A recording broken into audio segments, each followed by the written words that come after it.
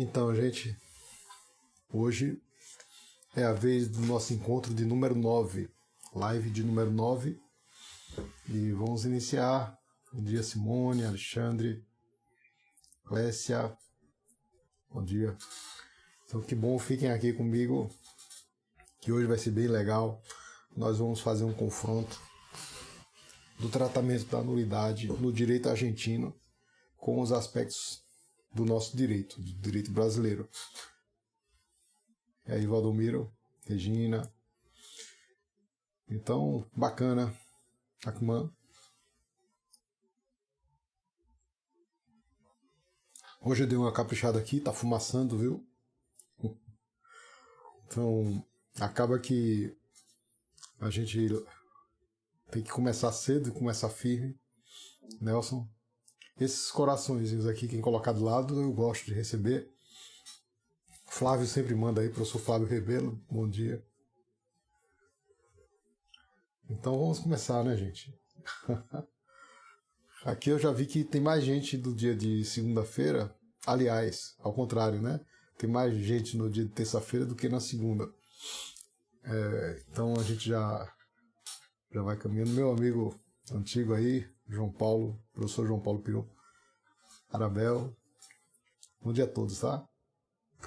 Então, gente, hoje nós vamos cuidar das nulidades do processo penal e especialmente fazendo confronto com o direito argentino, é bem legal. Naturalmente que só tem importância em você confrontar com o sistema diverso quando nós possamos, né, quando a gente tiver condições de trazer frutos para a aplicação do nosso direito. Senão não faz sentido, tá? Então vamos tentar sempre aurir algum proveito desse confronto.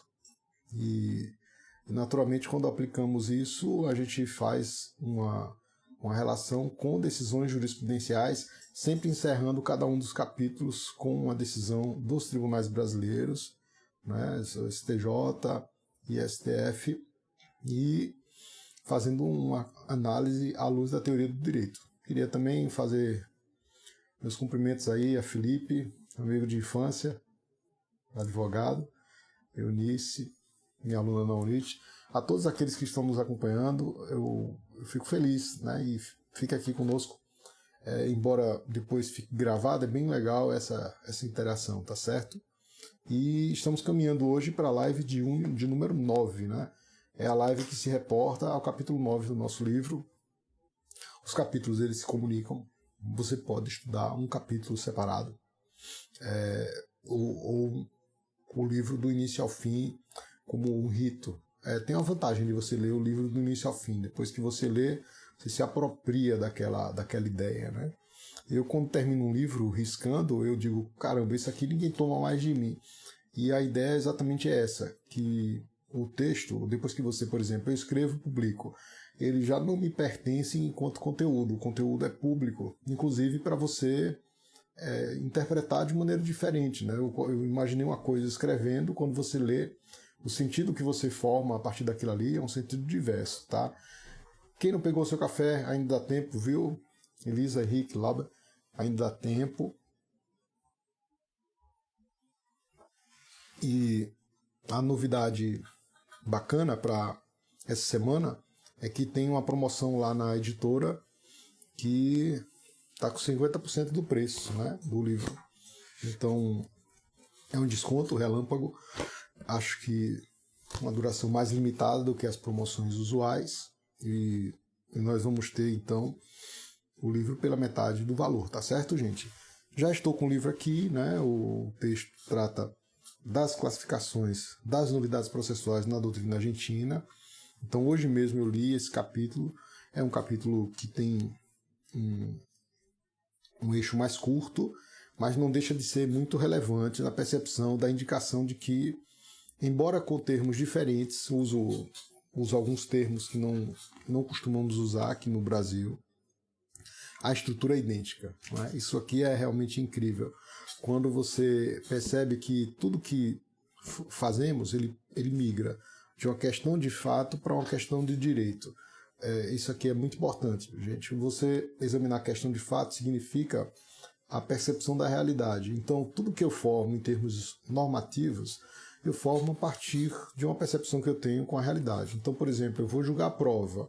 Eu tenho um elemento nos autos que é o reconhecimento de pessoas ou coisas. Ainda não formei juízo a respeito daquilo, se um juízo positivo ou se um juízo negativo.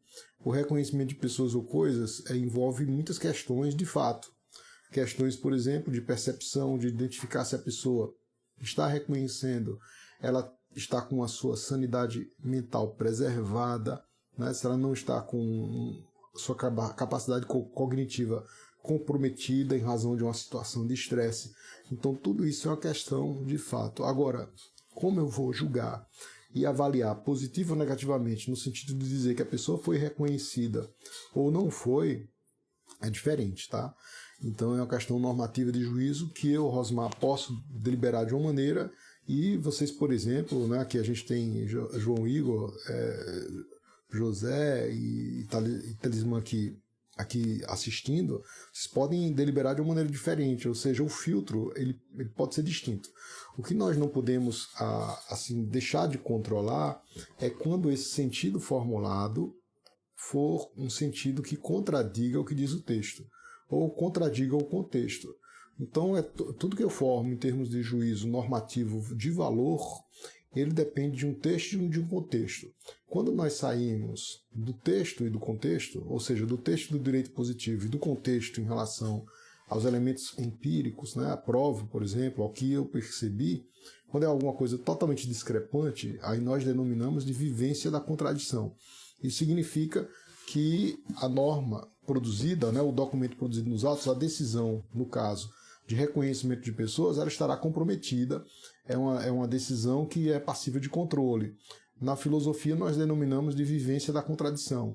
No direito, eu vou ter uma norma que discrepa dos seus contornos, é uma norma que diverge do seu âmbito de incidência e, por isso, é admitido o seu controle, tá?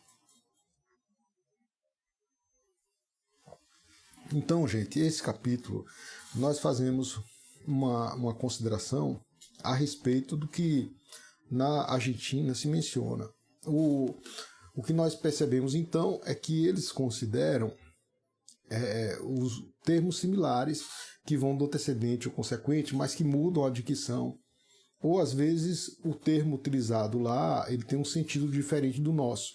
Mas se formos transplantar para o direito brasileiro, aquele termo não é muito adequado. Então, quando é que um termo é adequado para que eu use na norma? Essa capacidade de utilizar um termo, ela é uma abstração, né? Eu, por exemplo, identifico vários problemas nos processos e esses problemas precisam ser objetos de controle. Eu tenho dito assim que os tribunais têm efetuado um baixo controle em termos de nulidade. E geralmente a gente sugere, olha, coloca lá no STJ, lá na busca da jurisprudência, nulidade, para ver o que acontece. Nulidade penal. Então, a forma de controle tem sido pequena em relação à quantidade de vícios que nós encontramos. Nesse capítulo, nós fazemos uma análise a respeito do interrogatório, né? Até citamos o professor Elton Roberto quando ele se refere ao interrogatório de garantia ou a chamada audiência de custódia. Né? Audiência de custódia ou interrogatório de garantia é a mesma coisa. Na audiência de custódia você não examina o mérito. Mas vejam que muitas das vezes aqui no Brasil a gente inverte a forma de exame. A colocação do interrogatório no início do procedimento é um vício grave porque compromete a ampla defesa do contraditório.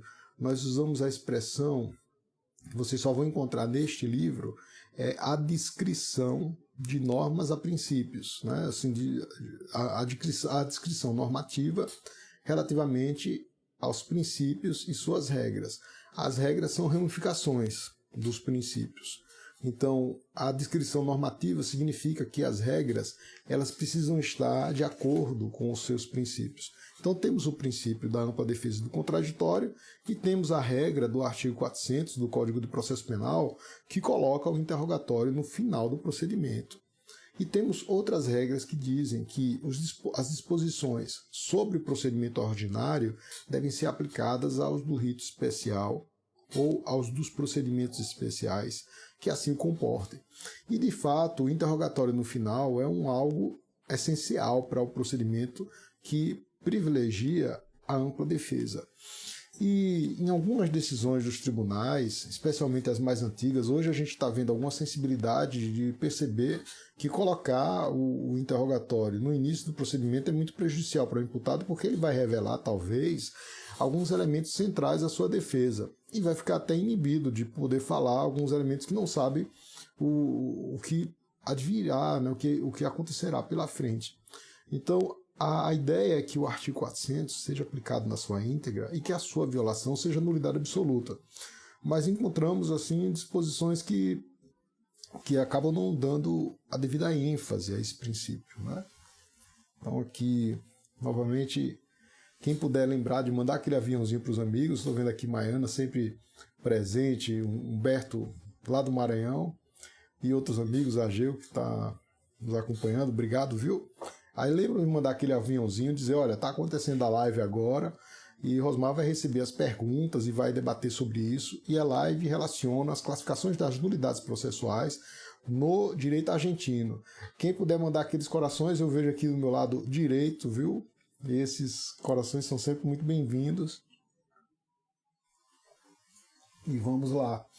Então, gente, quando nós confrontamos esse problema com o direito brasileiro, nós identificamos algo comum com qualquer outro sistema jurídico. E por que a Argentina, por que a Itália, por que a Espanha? É porque esses sistemas têm a mesma tradição nossa em relação a common law.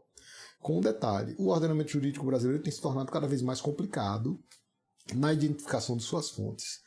Isso porque nós hoje consideramos quase qualquer texto de enunciado jurisprudencial como pertencente ao sistema abstrato, não digo nem ao sistema concreto, porque ao sistema concreto normativo, uma decisão, uma sentença faz parte. Mas quando a gente começa a ter de observar decisões isoladas para, por exemplo, a admissibilidade de recursos, então hoje nós temos uma previsão legal, até no próprio Código do Processo Penal, no artigo 315, parágrafo 2º, que indica que decisões isoladas devem ser consideradas como parâmetro de acolhimento de recursos, em especial da sua admissibilidade e tramitação. Então é algo complicado, né? Porque nós temos as fontes de regência, Constituição, né? Temos vários outros detalhes que compõem o nosso ordenamento jurídico em relação às leis. O próprio Código admite analogia, né? Patrícia, Simone. Então o próprio código admite analogia, né, pessoal? E isso é um princípio geral de direito, está no nosso artigo 3º, todos esses elementos de fontes. Mas o nosso código vai além e admite a jurisprudência em termos de precedentes isolados, não é nem questão abstrata. Então o nosso texto fica um tanto complicado, né, para você identificar o que é fonte. De toda maneira, a fonte é parâmetro para a aplicação da questão do direito.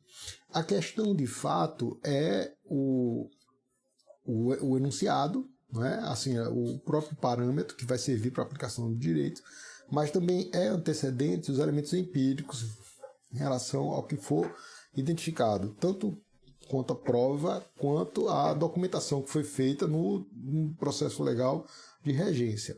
Então, por exemplo, lá no direito argentino ele faz menção a padrão legal e sanção. Mas o que é um padrão legal? Seria a fato-espécie. Eu chamo de antecedente. Outros podem chamar de prótase. Né? Não é prótese, né? de elemento odontológico, não é prótase, em termos de condições prévias para a aplicação da norma. E isso é muito importante, porque você vai identificar aquilo que pode ou não imunizar o que você produziu. A atividade normativa, ela se produz, é uma atividade produtiva do intérprete, mas a sua documentação é aquilo que o intérprete produz no papel, tipo transferindo o que está na sua cognição para o que é documentado. Esse percurso de transferência, ele deve ser um percurso fiel. Ele não pode ser um percurso deturpado, né? Eu não posso imaginar uma coisa, ocultar e dizer que aconteceu outra. Quando isso ocorre, aí, por exemplo, se for no âmbito probatório, nós denominamos de ocultação dos elementos probatórios que violam a cadeia de custódia. Isso o professor Geraldo Prado menciona em seu livro, né, logo na primeira vez que ele tratou dos sistemas de controle epistêmicos, o problema da ocultação das provas, né, quebra da cadeia de custódia por métodos ocultos. Então você viola e não diz, não faz essa narrativa. Nós explicamos o mesmo fenômeno a partir das ideias do construtivismo lógico-semântico, que é aquela noção de você percorrer uma ponte para demonstrar o que fez e permitir controle. Às vezes a pessoa não controla, né, o que foi feito, e isso é um problema para a gente.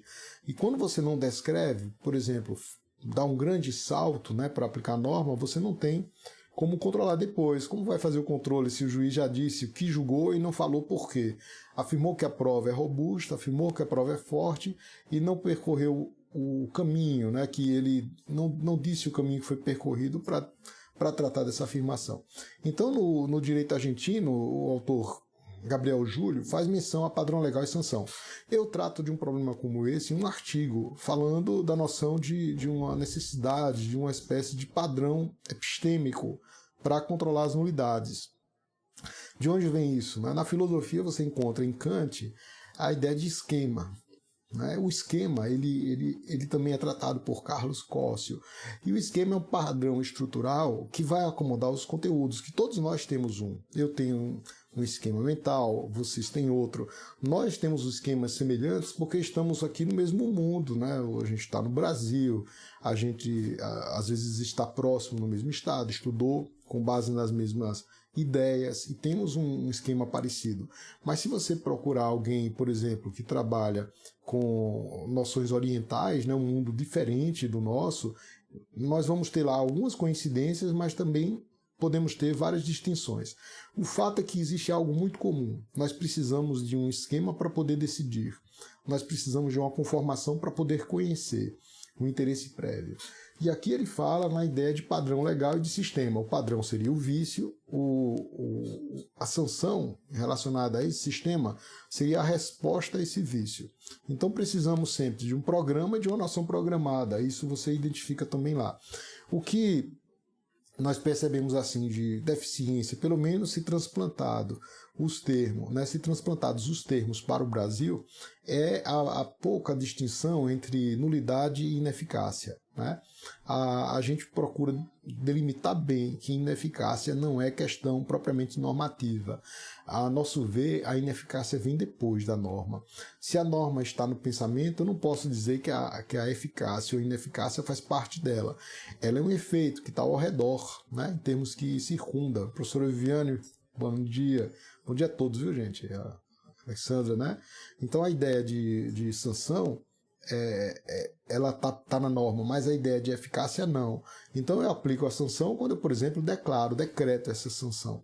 Mas os efeitos que serão sentidos dela estão fora. Isso é muito importante porque às vezes nós estamos com um problema de acatamento, de efetividade, né, que não é efetividade normativa, mas é uma efetividade social. Aí eu tenho tríplice questão em torno da eficácia ou ineficácia. Ela pode ser, por exemplo, uma ineficácia social, ela pode ser uma ineficácia jurídica e ela pode ser uma ineficácia técnica. Né?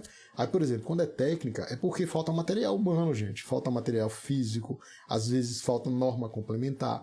Então, um dos melhores exemplos que nós temos em questão penal sobre ineficácia técnica são os nossos presídios, é a falta de um sistema talvez mais seguro para compartilhar dados, né? Ou mesmo um sistema para controlar o tempo de prisão. Então isso é um problema de eficácia, não é um problema normativo. Você pega a minha decisão está perfeita. Né? Eu determinei uma água, determinei o cumprimento das normas, né? Cumpri adequadamente a norma.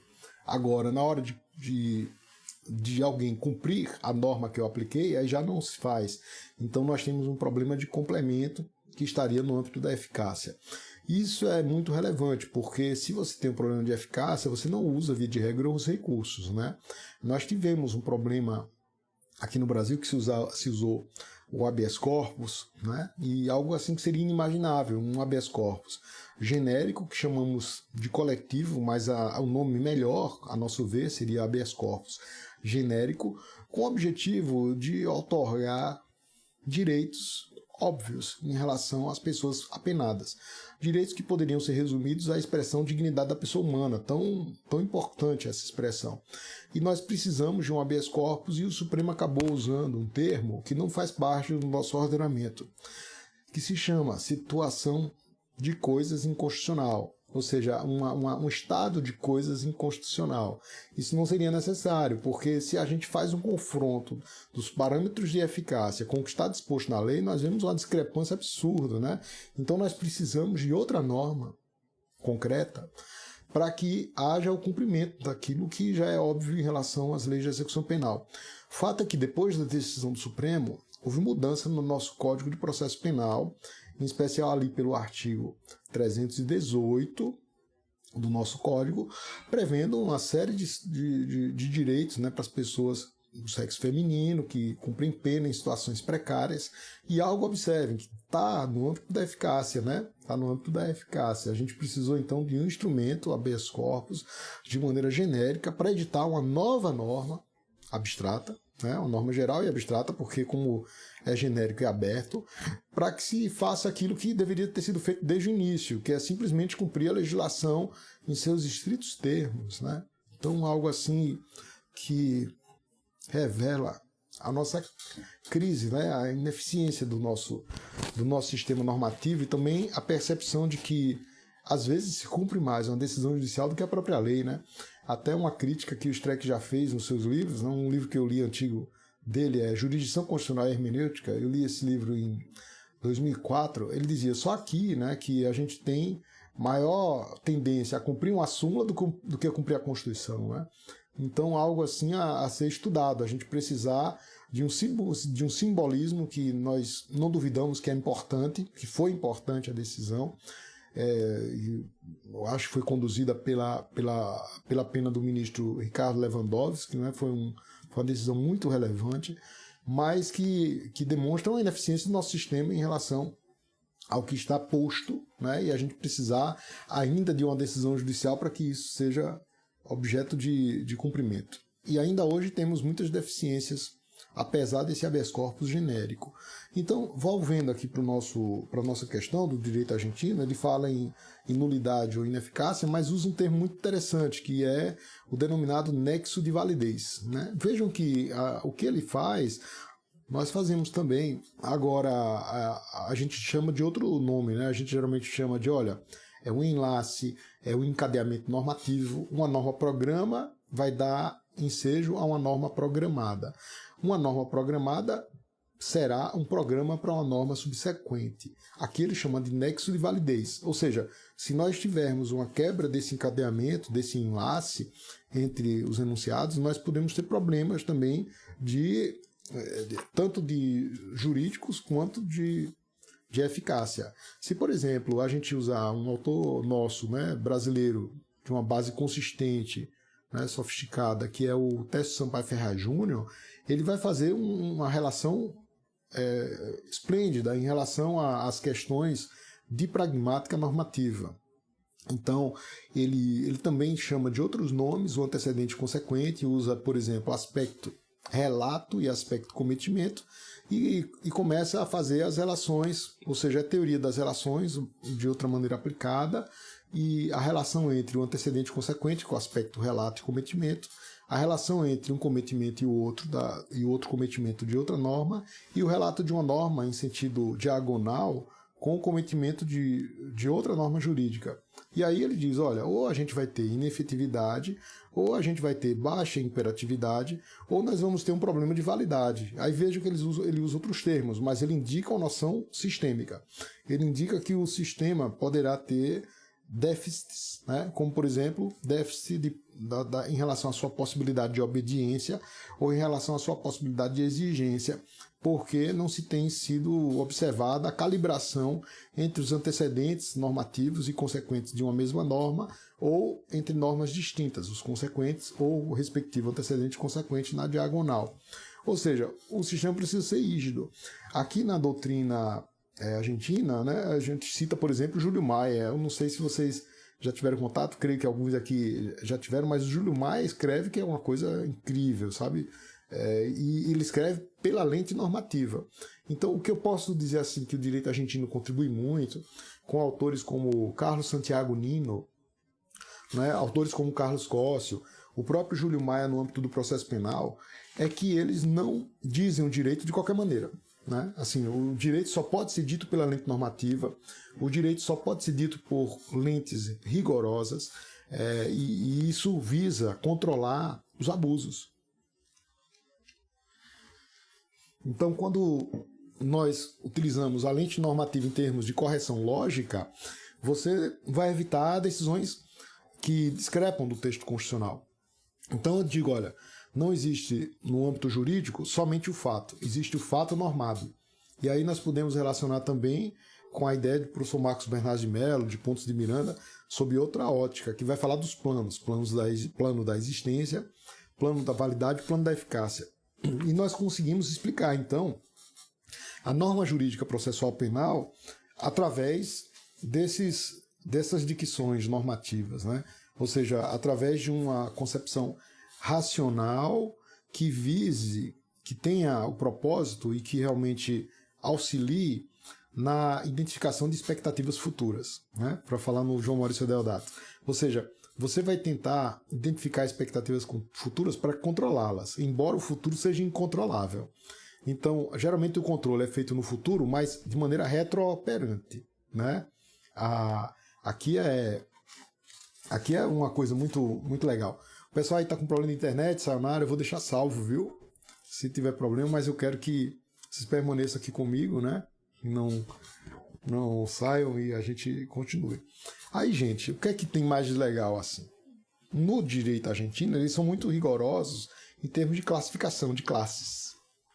Quando a gente fala classe, as primeiras vezes que eu vi o nome classe é um nome tão ambíguo, né? Porque você imagina a classe, uma sala de aula. Você imagina a classe, um classificado de telefone. Não sei se vocês já viram classificado de telefone, sumiu, né? Antigamente tinha, todo ano chegava classificado lá em casa. E eu, menino, gostava de olhar o que tinha de novidade. E tinha uma parte de páginas amarelas, era a divisão do classificado.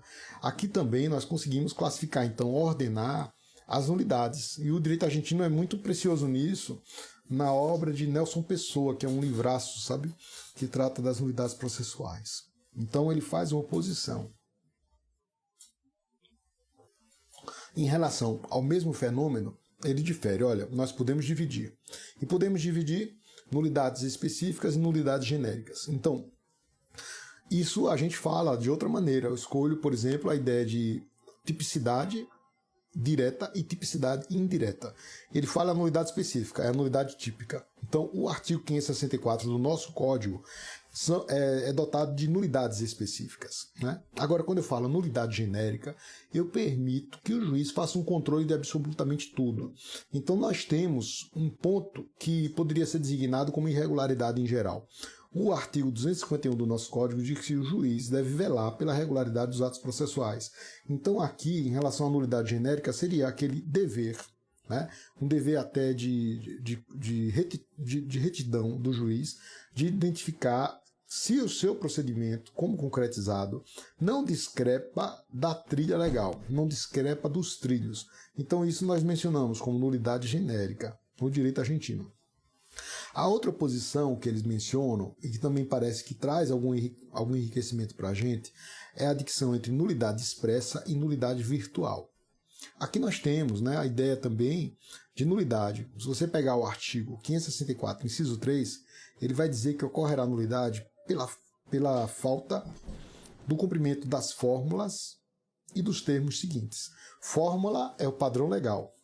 Termo é o que está escrito em termos de documentação no ato processual. Então pode haver vício em relação à discrepância, à divergência entre o que o juiz pensa e o padrão legal, e também em relação àquilo que foi documentado. Perfeito. Mas só que a falta pode ser tanto falha, porque faltou um elemento, como pode ser a própria omissão de um ato. Então, haverá nulidade tanto se houver omissão, como se houver a ausência de um elemento estrutural, essencial ou acidental. Nulidade seria gênero nesse sentido. Então aqui na doutrina argentina ele fala nulidade expressa e nulidade implícita ou virtual. Então a nulidade virtual aqui não tem a ver com o nome virtual que a gente usa para o âmbito digital. É diferente, né? A nulidade aqui ele tem um propósito de indicar que existe uma omissão. Né? Aí se continua pela frente, diz assim, olha, existe ainda nulidade absoluta e nulidade relativa. Então vejam que nulidade absoluta e nulidade relativa aqui, ele usa conforme nós estamos propondo, e isso a gente diz, olha, isso aqui é interessante para a gente dar conformação lógica ao ordenamento jurídico. Nulidade absoluta é o descumprimento de uma norma de maior estatura, por exemplo, uma norma constitucional. Nulidade relativa seria a violação de normas de categoria inferior. Então, essas classes, elas são interessantes para você enxergar o mesmo objeto, que é a nulidade, e através da nulidade você vê o direito. Então você consegue delimitar o objeto, mas ao mesmo tempo você consegue identificar por vários pontos de vista. E isso você aprende mais. É inclusive a maneira como eu procurei estudar alguns livros, né? Em termos de direito constitucional, eu lembro que eu estudava muito direito constitucional e estudava tanto pelos manuais como por livros específicos. Então no fim de semana eu gostava de ler um livrinho fino. Geralmente eu puxava de aquelas editoras que tinham publicação de monografias. E dentre elas tem uma até que eu tenho livros publicados e faço parte do conselho editorial de uma das filiadas, que é da Núria Fabres. Eu gostava de ler os livros específicos de direito constitucional. Tem alguns até de 50 páginas, 70. Então você mata num fim de semana, né? Você mata se divertindo esse livro. E eu procurava tanto ler um livro específico quanto um manual. No final, já tinha lido 10 livros de constitucional, manuais, né? Então aqueles mais antigos eu li todos e fazia um confronto entre eles, e eram pontos de vista diversos, né? Então o autor X falava de uma maneira, o autor Y falava de outra forma. Eu disse, bom, vamos confrontar isso aqui. E no confronto entre as mudanças, existe uma permanência. Mais ou menos como Hegel fala, né? Hegel acabou dizendo que no plano ideal, aquele confronto entre a ideia de tese e antítese tinha uma síntese, mas a síntese não era bem o que permanecia, a síntese era a mudança. Então a gente pode identificar algo muito comum que permanece e algo muito comum que muda nos autores, e isso é um aprendizado. Ainda volvendo para o direito argentino, eles falam em inadmissibilidade também. A gente coloca lá no nosso artigo 5º da Constituição, são inadmissíveis no processo as provas obtidas por meios ilícitos. Então, inadmissibilidade em geral, né? Que a gente pode dizer vedação. Né? Então, a vedação, gente, é interessante que você vai aplicar consequência diversa, sanção diversa a esse padrão legal, se você conseguir identificar a proibição previamente, ou se essa proibição só for identificada posteriormente. Então isso é bem interessante, porque toda atividade jurídica ela se delimita no espaço e no tempo. E espaço e tempo são condicionantes da filosofia, né? Eu acho interessante assim como os autores, eles são kantianos, né? Nós somos kantianos, quase todos. Foi Kant que colocou no papel aquilo que todos nós já pensávamos em termos ocidentais. Então, quando se fala em inadmissibilidade, né, você tem uma noção que pode vir antes ou vir depois. Isso é uma questão normativa. Você pode, então, proibir a inserção de um elemento ou a feitura de um ato, ou a inserção de uma prova, por exemplo, e você pode tratar aquilo que foi inserido indevidamente. Então ela será retrospectiva. E isso será dentro do espaço e do tempo. Veja aí o Kant, tanto o espaço processual quanto o tempo. Se o momento for anterior à inserção do elemento, a inadmissibilidade ela será uma forma de impedir qualquer EVA no processo. Então ela é, de antemão, ela é preventiva. Mas se isso for posterior, então, por exemplo, eu só percebo que foi inserido um elemento nos autos quando eu vou sentenciar, a minha atividade ela será retrospectiva.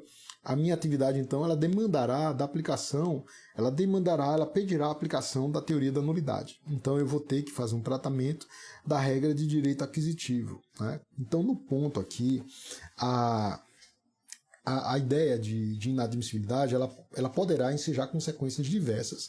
Se, a depender, né, de existir já produção de efeitos materiais ou não.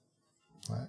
Então, se for posterior e tiver produção de efeitos materiais, nós vamos precisar de um tratamento mais rigoroso para delimitar especificamente o ato que precisa ser expurgado, tá certo? ainda na doutrina argentina, nós temos a irregularidade, né? Agora, só que a irregularidade, eles relacionam ao princípio do prejuízo, né? E o princípio do prejuízo, ele tem assim, a ideia assim, mais recente que a gente menciona é do direito francês, pas de nullité sangrée, né? Então, pas de nullité sangrée, ele significa rigorosamente não há nulidade sem prejuízo, né? Não há nulidade sem prejuízo. No nosso sistema, a dicção ela é mais específica. O artigo 563, primeiro, não estabelece dever ao réu, né? Não tem um dever para o réu. Ou seja, se vocês pegarem aí o artigo 563 do Código, ele não tem dizendo lá que o réu deve provar nada. Não tem isso. Ou seja, como não há previsão legal, nós podemos concluir o seguinte: no processo penal, nós não podemos exigir aquilo que a lei não estabelecer. Ou seja, ninguém deve ser obrigado a fazer ou deixar de fazer algo, senão em virtude de lei, né? Então, o que é que o 563 diz? Ele diz que nenhum ato será declarado nulo se da nulidade não resultar prejuízo para a acusação ou para a defesa. Então, se da nulidade não resultar, é diferente de afirmar que nenhum ato será declarado nulo se o réu não comprovar o prejuízo. É bem diferente, né? E outra coisa é que o dispositivo ele não deve ser aplicado sozinho. Então, qual que é a ideia? Isso eu aprendi com o livro do Eros Grau, que trata da ordem econômica na Constituição de 88. E ele falava várias vezes: o direito não pode ser interpretado em tiras. O direito não pode ser interpretado aos pedaços. Essa lição é fenomenal, porque você vai perceber que o 563 não pode ser aplicado sozinho, que ele é um relato, assim como o 564 é outro relato. A diferença é que um vem do outro, né? Um vem depois do outro, somente. Mas se o texto diz, olha, ocorrerá nulidade em razão de incompetência, eu não posso dizer na minha decisão que não haverá nulidade na incompetência do juízo, né?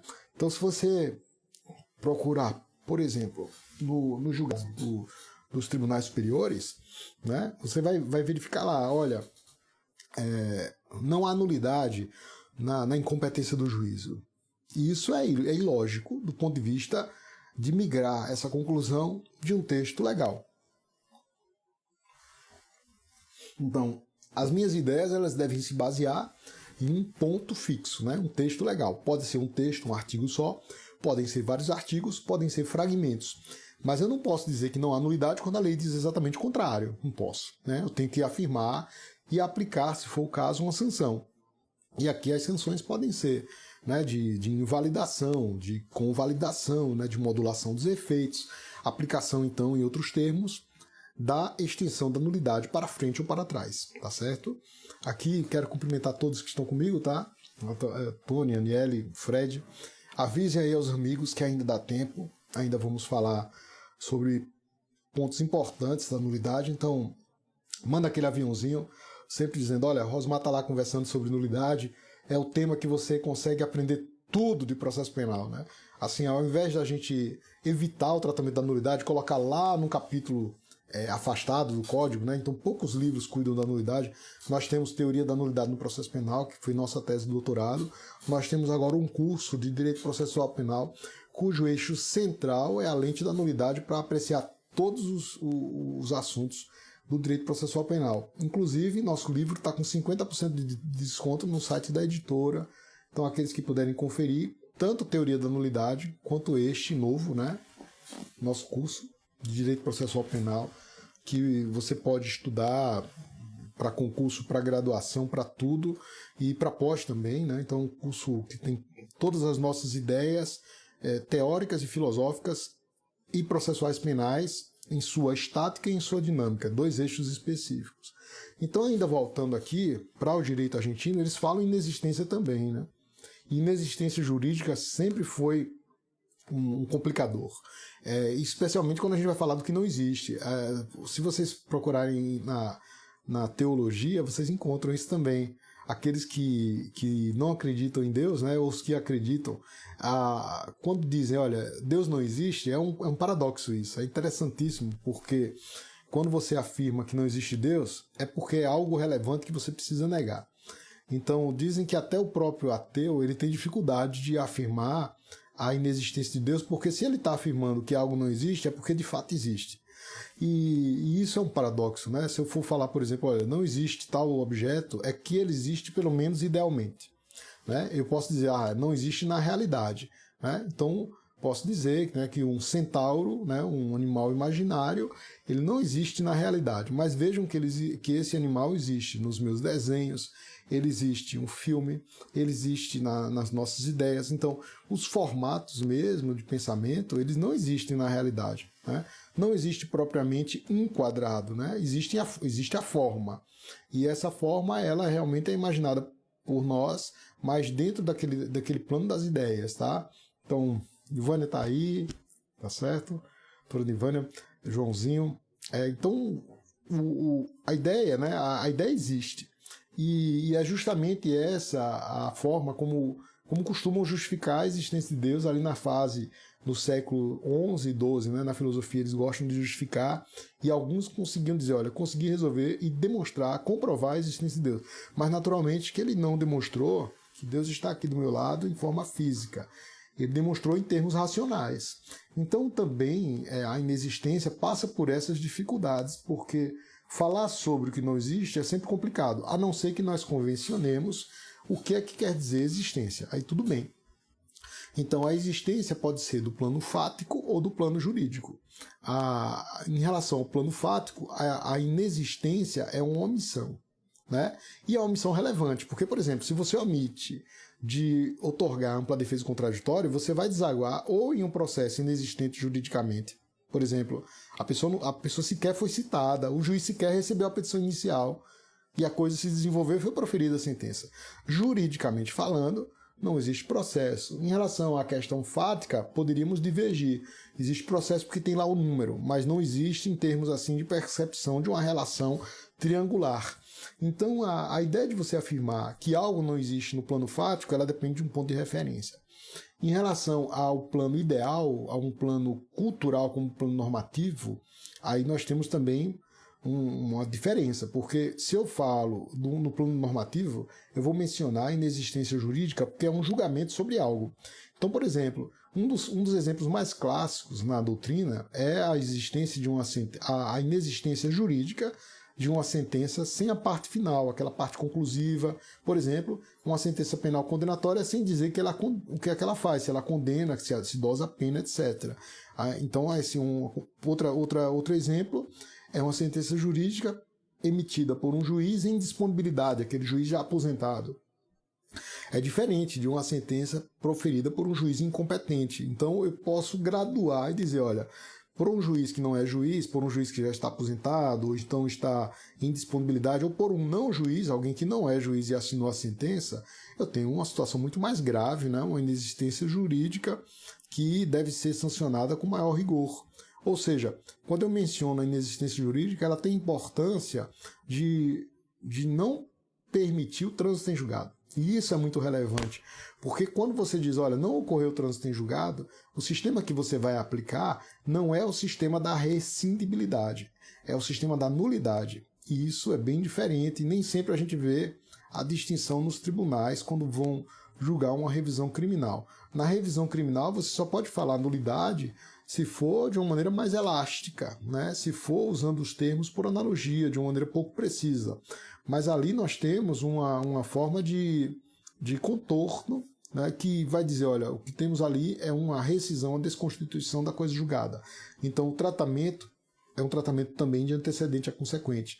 Mas o sistema de aplicação não é o do artigo 563 ao 573. O sistema de aplicação é do artigo 621 e seguintes. É interessante que muitos tópicos do nosso código ele organiza em 10 artigos, né?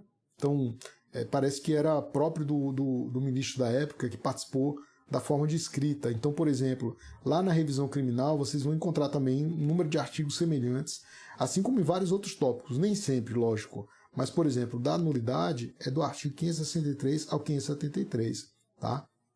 E isso é uma característica de ordenação do nosso código, né? Então, volvendo para a inexistência, gente, no sistema argentino, ele menciona também a ideia de inexistência. E isso é um termo que causa alguns problemas para o direito positivo, especialmente para os seus princípios. O ordenamento jurídico positivo, ele trabalha com noções como de concordância prática, que hoje você vai encontrar a ideia de concordância prática em autores mais sofisticados, importantíssimos, né? Como nos autores que tratam das teorias da argumentação, né? Eu posso extrair das ideias de Robert Alex, posso extrair concordância prática, então, em termos de conformidade. Então, o texto de direito positivo, ele é um texto que deve ser completo, ele é um texto que não deve sofrer lacunas, pelo menos sob a ótica de quem vai aplicar, sob a ótica do juiz. Eu, como doutrina, conversando com vocês, a gente aqui, olha, vamos debater sobre o processo penal. Eita, está faltando uma norma ali, né? Essa norma foi mal feita. Eu menciono, então, esse problema como observador, mas como participante eu não posso admitir lacuna. Então, a inexistência jurídica, ela teria, assim, uma aparente divergência, né? Um aparente conflito com o princípio da não contradição, que é um princípio do direito positivo, né? Tanto assim que no Brasil é muito interessante, você não encontra norma de direito positivo falando de inexistência jurídica, como se a gente ignorasse isso, né? É como se realmente a gente tratando da inexistência, né? Olha, é inexistente juridicamente o ato X, a gente, poxa, isso aqui é conflitante, isso aqui é contraditório, e a gente acaba cuidando dessa questão em nível normativo do que propriamente no nível enunciativo, né? A gente faz essa diferença. Então, trazendo agora as ideias da doutrina argentina para o direito brasileiro, nós mencionamos aqui no final do nosso capítulo 9, né? Essa já é a live número 9, então são 41 lives, viu, gente? Vocês estão convidados a participar de todas, né? Estou vendo aqui pessoas que sempre comparecem, né? Diana, Bia Ferri, a Ana Paula, e isso é muito legal. Então, nós vamos avançando e vocês vão ver que falaremos de todo o processo penal, né? Das questões mais relevantes e centrais, e trazendo o problema da petição inicial. Gente, petição inicial é uma deficiência no direito brasileiro. E é algo que nos preocupa bastante, porque se você tem uma petição inicial mal feita, você não vai ter nunca um processo bem feito. Não se consegue terminar bem o que se começou mal, né? Ou seja, se o processo penal ele vai se construindo a partir do alicerce, né, a gente poderia colocar, olha, são tijolos que você vai inserindo naquele raciocínio, ou ainda é um raciocínio que acontece por derivação. O ápice do processo penal é a sentença, mas para que haja uma sentença escorreita, eu preciso de uma boa petição inicial. E processo criminal, então, a gente está passando por diversas questões interessantes. Por exemplo, sentenças que são sentenças extremamente longas em relação a um réu só. Vindo para a petição inicial, tivemos casos de petição inicial com índice, né? Petição inicial com sumário. Só falta a petição inicial com índice remissivo, tá? Ou com outro tipo de relação. Mas também assistimos os problemas das petições iniciais midiáticas, né? Aquelas petições iniciais que são apresentadas na TV, e isso não é raro. Tivemos um caso de petição inicial apresentada por PowerPoint, né? Então o membro do Ministério Público resolveu fazer uma exposição através de um PowerPoint, né? E se você usar isso na própria petição inicial, é algo assim extremamente complicado, né, para garantir a ampla defesa. Isso acaba fazendo incidir o nosso processo criminal no que a Simone Schreiber chama de publicidade opressiva de julgamentos criminais.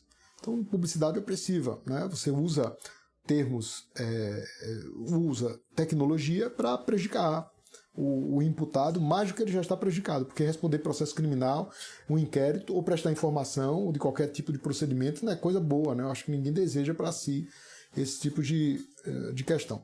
E no âmbito do STJ, né, nós verificamos uma certa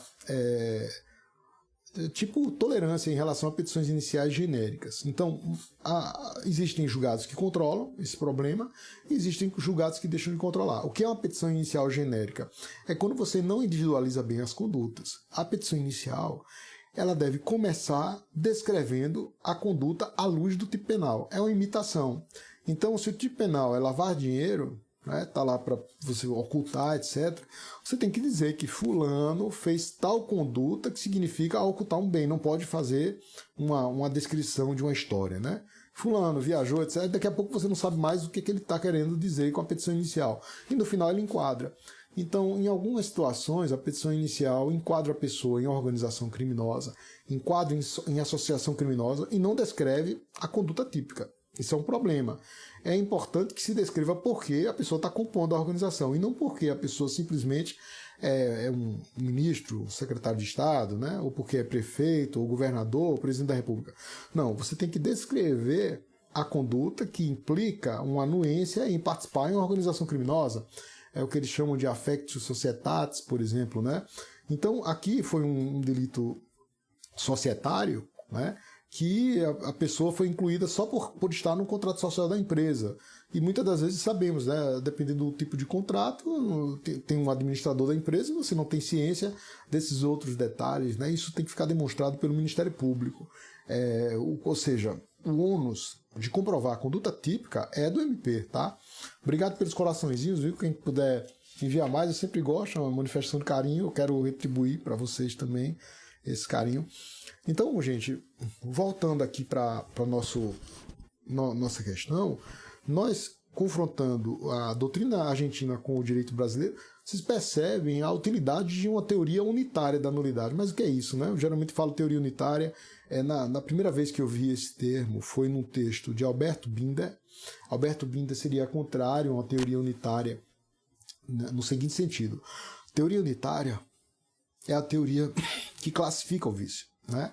Então, se eu digo, por exemplo, olha, são 4 tipos de vícios, vamos classificar em 4, convenciono com vocês, né? De acordo com a gravidade, eu vou dizer, olha, inexistência, depois nulidade absoluta, nulidade relativa, e a menos grave de todas, irregularidade. Eu faço, então, a expressão de uma teoria unitária, no sentido de unificar, padronizar uma classificação, nesse sentido. Então, não é teoria unitária no sentido de chamar tudo nulidade, não.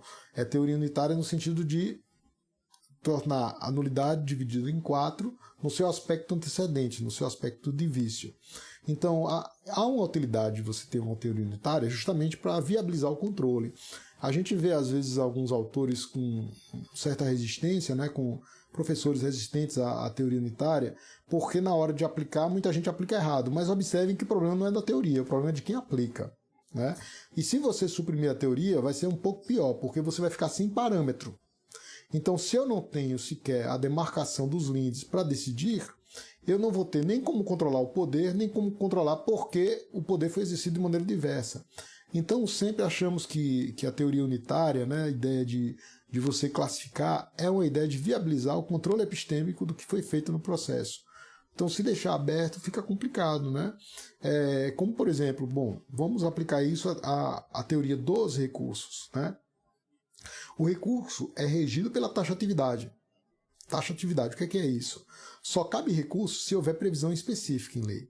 Só que no nosso direito, isso é próprio da linguagem, existem recursos mais taxativos do que outros. No processo penal, o recurso mais taxativo, como a própria lei o diz, é o em sentido estrito. Caberá recurso no sentido estrito, ou seja, só naqueles termos, né? Então a ideia é classificar o recurso de acordo com o que está descrito no artigo 581. Bom, os tribunais conseguem distorcer a aplicação do artigo 581. Não todos, é verdade, mas às vezes distorcem. Então, por exemplo, a aplicação do artigo 581 para combater decisão que fixa ou deixa de fixar medida cautelar diversa da prisão. Ora, medida cautelar diversa da prisão foi criada depois do artigo 581. E na hora que se criou, não se previu especificamente o uso para outras medidas cautelares diversas da prisão, à exceção da fiança, né? Então, se eu for estender isso aí, vai ser uma infinidade de possibilidades recursais nesse âmbito, e geralmente o seu uso é contrário aos direitos fundamentais. Então, ali eu posso então classificar, né? Eu posso também dividir, e vou saber que se trata de um recurso muito mais estrito. Existe um problema na nossa lei, às vezes, para tratar o recurso muito mais aberto do que deveria, né? Então tem hipóteses recursais absurdas, a nosso ver, que, por exemplo, a do artigo 593, inciso 2, que diz que caberá recurso de apelação contra decisões definitivas, aí olha o termo, ou com força definitiva. Aí eu digo aqui, olha, a doutrina tem grande dificuldade de definir o que é uma decisão com força definitiva. Porque decisão definitiva seria decisão de mérito, mas absolvição e condenação já está lá no artigo 593, inciso 1. Então, aqui no 593, inciso 2, o que é que seria decisão com força definitiva? Aí alguém poderia sugerir, é a prescrição. Só que a prescrição está lá no 581, recurso de distrito. E acaba, gente, que essa previsão exacerba o uso dos recursos pelo órgão da acusação, como, por exemplo, usar o recurso contra uma decisão que indefere interceptação telefônica, usa recurso de apelação contra a decisão que indefere uma busca e apreensão e assim por diante. Então, quando não tem previsão legal e é um procedimento autônomo, eles usam o recurso de apelação e, a nosso ver, é uma forma equivocada, porque você acaba admitindo recurso para tudo. Aí diz, olha, existem muitos recursos, mas a maioria dos recursos previstos na lei é para o Ministério Público, viu? Ou seja, a maioria das hipóteses recursais, podem conferir lá no artigo 581, são úteis ao Ministério Público, não é bem a defesa, como se imagina e como se propaga. O próprio 593, inciso 2, se você for fazer um confronto, pode jogar lá o 593, inciso 2, no âmbito das pesquisas do STJ, pesquisa de jurisprudência. Você vai se surpreender que a maioria das vezes que ele é usado pelo MP, né? Então, não é bem assim que os réus recorrem. Uma boa parte dos réus, eles são também muito pobres, né? Assim, especialmente no interior, e acabam que não tem à mão tudo que poderia ter, especialmente uma defensoria pública aparelhada. Nós não temos defensoria pública aparelhada em todo o Brasil. É verdade que as que temos são muito boas, né? Os defensores fazem um papel fenomenal aqui no meu estado, e também em outros estados já tem um papel tradicional, né? Basta exemplificar com a Defensoria Pública do Rio de Janeiro. Então, gente, a nossa doutrina argentina, ela tem utilidade para vocês identificarem o seguinte, olha, eles estão em um caminho talvez mais adiantado que o nosso. Por quê? Porque sempre explicam o direito pela lente normativa, né? Então, a maioria dos autores clássicos, como o que eu citei aqui, Júlio Maia, né, ou no âmbito da teoria do direito, o Carlos Santiago Nino, eles são extremamente rigorosos na hora de escrever algo, tá? Também o Carlos Cóssio, que é um dos nossos pontos de partida, né, assim como aqui no Brasil, Paulo de Barros Carvalho, que seria um Carlos Cóssio no Brasil, né? Eles são extremamente rigorosos na hora de falar do direito. Ou seja, o direito não é para a teoria do acho, né? O direito não serve para você ficar, olha, eu acho que é isso, né? Você pode até dizer, a minha opinião mas se você falar de opinião, você vai estar do lado de fora da norma. Se você for falar de norma enquanto condição de previsibilidade, prever resultados, ainda que o resultado fático possa ser outro, mas você prevê resultados para poder controlar as expectativas futuras, ainda que o futuro seja incontrolável. Então, o direito tem um propósito definido, né? Na hora até de explicar o que é que o direito estuda. O direito não estuda o direito, né? É por isso que é importante você ter uma percepção lógica com base na teoria do direito, teoria da norma jurídica. O direito não estuda a norma jurídica, o direito estuda a conduta, né? Se eu entender que norma jurídica é conduta, tudo bem, o direito estuda normas, mas eu não posso dizer que o direito estuda o próprio direito, né? Porque ficaria algo redundante. Todos os campos de conhecimento, né, ou pelo menos a maioria, estudam objetos distintos do próprio nome, né? Então, medicina, por exemplo, estuda patologias, a biologia estuda os elementos dos seres vivos, né? Então, só o direito que estuda o direito. Então, o direito precisa estudar aquilo que realmente é importante na hora de regular condutas, que é o embate entre as liberdades, tá joia? Então, gente, a gente vai chegando ao final hoje. Eu agradeço demais aqui a presença, tá? Helder, Lucas, Fernando, todos os que nos acompanharam aqui. Sintam-se abraçados. A gente volta na sexta, né? Vai ser sempre segunda, terça, sexta, sempre às 6 horas da manhã. É um horário assim bacana, porque você está com a mente ainda descansada, né? Todos descansamos, e isso é muito interessante. Eu, na época, pessoal, eu gostava de estudar cedinho, e sempre gostei de estudar em um local arejado e uma rede. Eu era fã de rede. A ideia, ainda sou fã, né? Só perdi o hábito porque, enfim, o dia a dia da gente acaba impedindo de você fazer aquilo que você mais gosta. Mas uma rede com café, então, eu ficava lá pensando. Quando eu dava sono, eu descansava um pouco, acordava e continuava a ler. um ambiente extremamente agradável para você riscar, estudar, né? E se tiver alguém para colaborar, pede alguém para levar o café, para você não precisar sair da rede, melhor ainda, né? Porque aí você ganha tempo e também quem não gosta de ter um afago na hora de ler. A ideia também de alternar as disciplinas, eu gostava de alternar, então se estivesse cansado de uma disciplina eu ia para outra, depois voltava, isso também era muito, muito legal, tá?